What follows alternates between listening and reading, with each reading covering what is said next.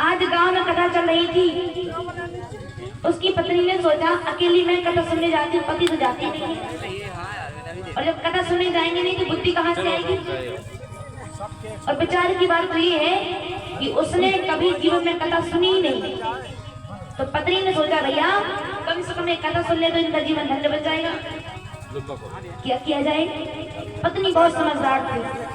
पत्नी ने कहा एक काम करो, इतनी बढ़िया कथा चल रही है, अब सुनने क्यों नहीं जाते।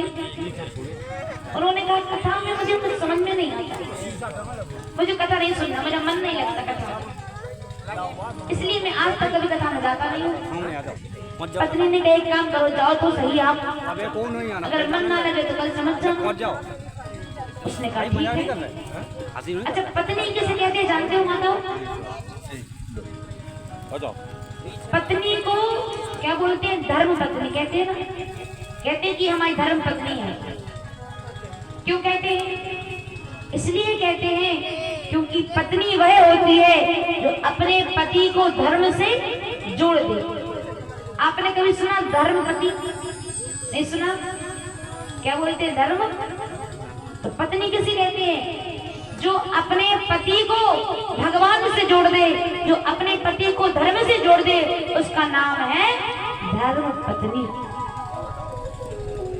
पत्नी का काम होता है अपने बिगड़े पति को भी लाइन पे ले आना। अगर किसी को अच्छी पत्नी मिली है तो भगवान का खूब भजन करो कि प्रभु आपने बहुत बढ़िया पत्नी हमको दे दी, क्योंकि अच्छी पत्नी मिलना भी बहुत बड़ी भाग्य की बात है। बोलो वृंदावन बिहारी लाल की। क्योंकि भैया जीवन में दो चीजें होना बहुत जरूरी है, बड़ी ध्यान से समझना।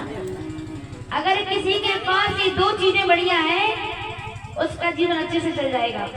कौन कौन सी? शरीर में मति और घर में श्रीमती।